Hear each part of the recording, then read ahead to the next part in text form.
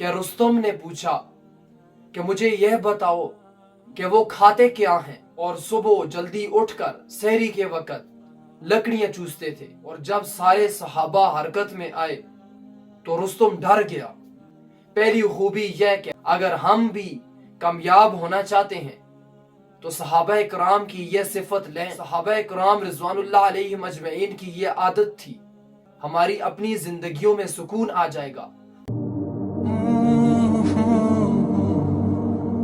ایرانی جرنیل رستم نے اپنے ایک جاسوس کو صحابہ کرام رضوان اللہ علیہم اجمعین کی جاسوسی کے لیے اس وقت بھیجا جس وقت صحابہ کرام رضوان اللہ علیہم اجمعین قادسیہ کے اندر رکے ہوئے تھے، اور رستم ایرانی جرنل نجف میں تھا اور آپس میں ایک دوسرے کا مقابلہ ہونے والا تھا۔ اور رستم نے کہا کہ جا کر حالات معلوم کر کے آ کر مجھے بتاؤ۔ اب ایران کا وہ جاسوس صحابہ کرام رضوان اللہ علیہم اجمعین کے لشکر میں آ کر ایسے مل گیا جیسے کہ انہی کا ہو، اور کہیں گیا تھا واپس لوٹا ہو۔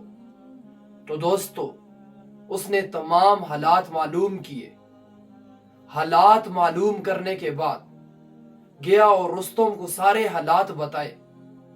اب رستم ان سے پوچھتا جاتا اور وہ اس کو بتاتا جاتا۔ آخر ایسا ہوا کہ رستم نے پوچھا کہ مجھے یہ بتاؤ کہ وہ کھاتے کیا ہیں۔ اب اس جاسوس نے کہا کہ میں نے اللہ کی قسم ان کو کچھ بھی کھاتے ہوئے نہیں دیکھا ہے۔ اب رستم نے اور باتیں پوچھی۔ اس جاسوس نے کہا کہ میں نے ان میں ایک بات یہ نوٹ کی کہ وہ رات کو جلدی سو جاتے تھے اور صبح جلدی اٹھ کر سحری کے وقت لکڑیاں چوستے تھے۔ اب رستم نے ارادہ کیا دوستو کہ میں بھی جاتا ہوں اور جا کر ان کے حالات خود معلوم کروں۔ اب ایرانی جنرل رستم کچھ فوجیوں کے ساتھ اور وہ جاسوس بھی ساتھ تھا، وہ ساتھ ہوئے اور آئے اور سحری کے وقت پہنچ گئے۔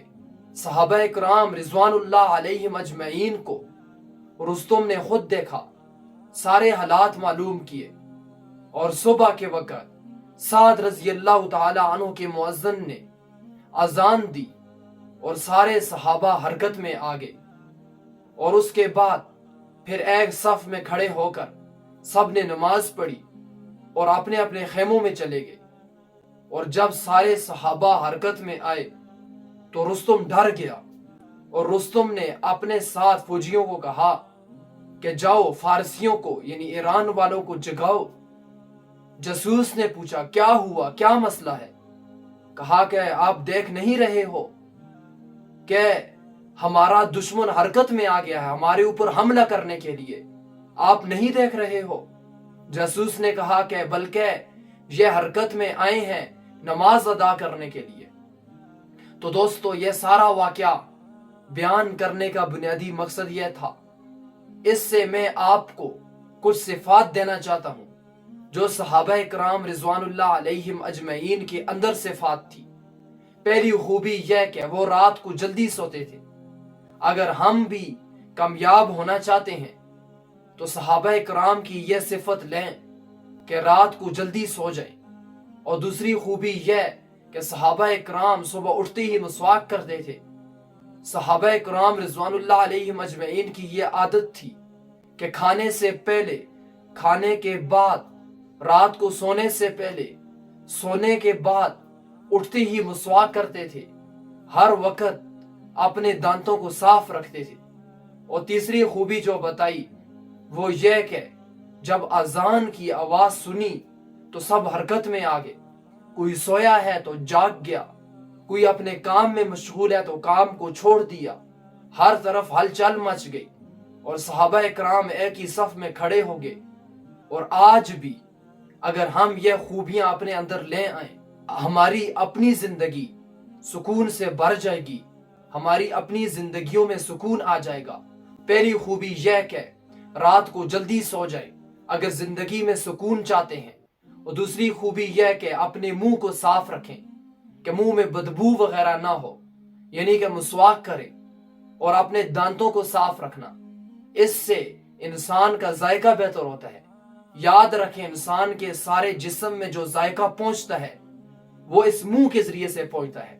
جب منہ صاف ہوگا تو سارا جسم ذائقہ دار ہوگا، حتیٰ کہ دماغ تک بھی ایک شانتی، ایک سکون، ایک بہترین قسم کی حلاوت دماغ تک بھی پہنچے گی، دماغ کی بھی کھانچیں نسیں تیز ہوں گی۔ اور تیسری خوبی کہ ہم نماز پڑھیں 5 وقت کی۔ نماز پڑھنے کی وجہ سے انسان کی زندگی ایک ٹائم ٹیبل کی زندگی بن جاتی ہے۔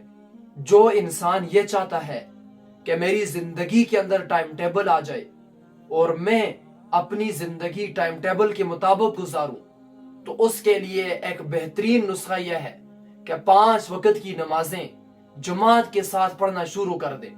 آپ خود بخود اپنے کاموں کو کچھ زور کے بعد رکھو گے، کچھ عصر کے بعد رکھ لو گے، کچھ مغرب کے بعد رکھ لو گے، کچھ فجر کے بعد رکھ لو گے۔ آپ کے تمام کام تقسیم ہو جائیں گے اور آپ کو معلوم ہوگا کہ فجر کے بعد میں یہ کروں گا، زور کے بعد میں یہ کروں گا، عصر کے بعد میں یہ کروں گا، مغرب کے بعد میں یہ کروں گا، عشاء کے بعد میں یہ کروں گا۔ تو آپ کی ساری زندگی ایک ٹائم ٹیبل والی زندگی بن جائے گی۔